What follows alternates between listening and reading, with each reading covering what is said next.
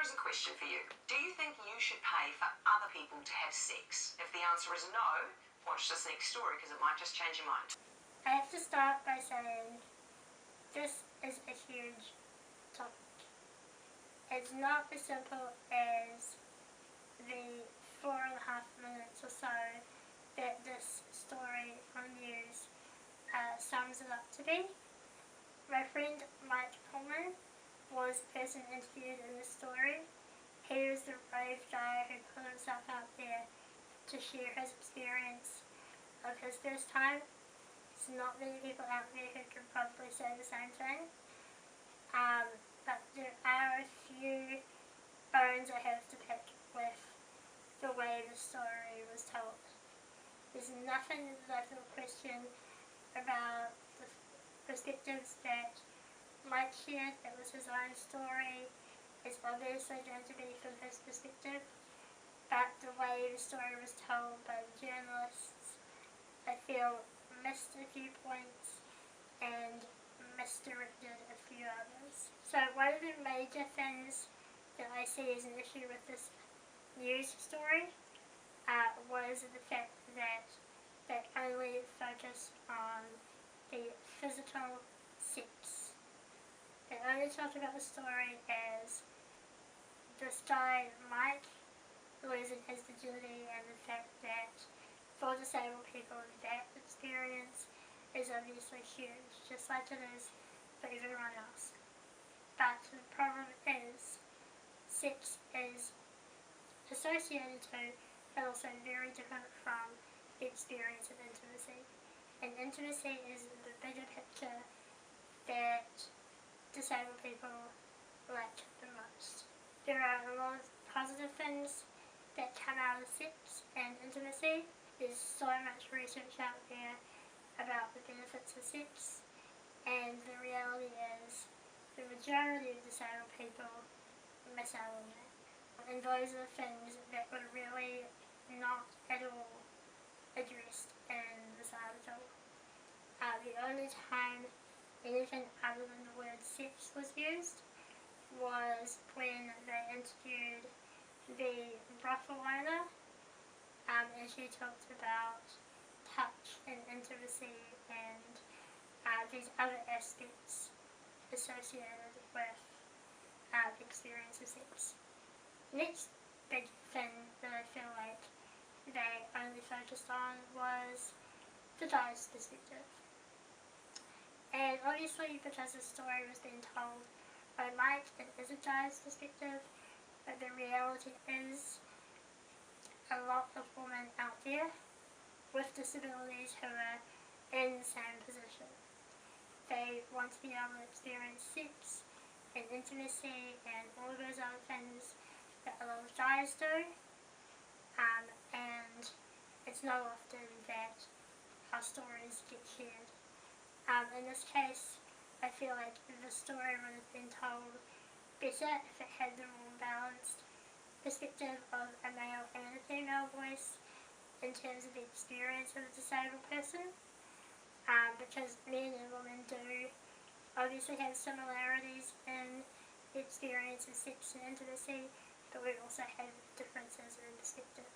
I think that would have made a much richer and more in-depth perspective in this situation.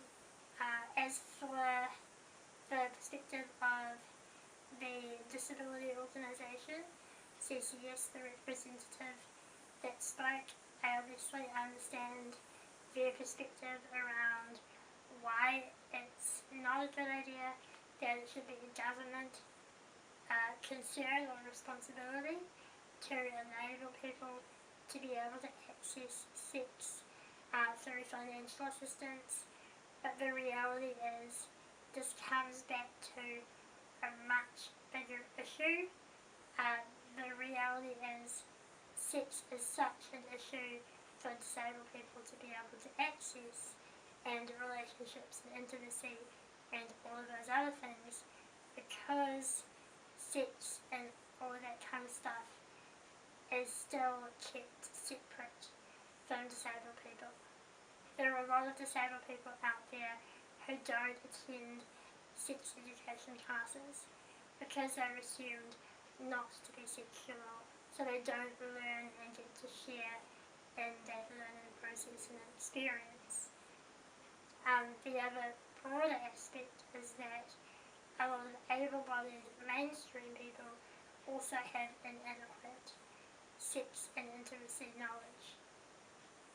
The sex education system throughout New Zealand and probably in a lot of countries is really uneven, and it has created a lot of issues around sexually transmitted diseases, youth pregnancy, and all manner of other dysfunctional social issues and other things like that.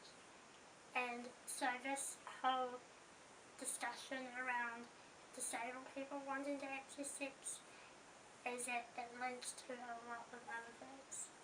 And if we as a society were able to be more open and honest in our conversations and our knowledge and our engagement with the experience of sex and intimacy in relationships, we probably will find that we can relate better as people, and disabled people would have a better shot at finding somebody who's interested in them and they're interested in return.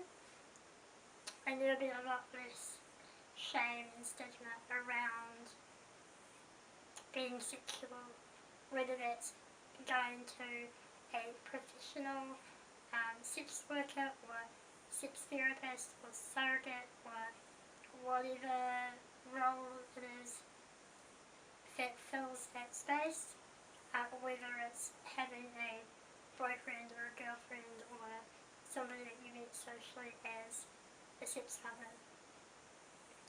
The only way that will really come about more easily is if we open up about these subjects, and that is what we miss right now.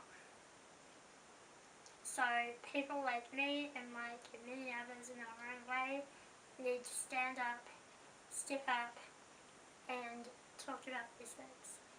One last bone to pick about this article, this news story, was the closing comments from the news presenters. I know this show is supposed to be about discussion and trying to engage viewers, but I really feel like the way they presented the closing comments was quite detrimental to the perspectives and the discussion. The fact that they closed the article with almost ridiculing arguments of, talking about people who, quote, aren't attractive enough to get a date or to have somebody have sex with them. The reality is, just like every other person who has the ability to earn themselves, and they should therefore be able to pay. My friend Mike's point is disabled people are almost always in a position where they can't pay for things outside of their bare necessities or anything much beyond that unless they receive extra assistance. And that's also why I feel like this whole bigger picture needs to be looked at so that we can find other solutions to this situation. It's not just about people having a need that needs to be filled. There are other things going on around it. And if there's enough interest, I can talk to you guys about that in another video. But for now, please like, subscribe, and leave a comment below about what you think about this issue and what your thoughts are about the news story.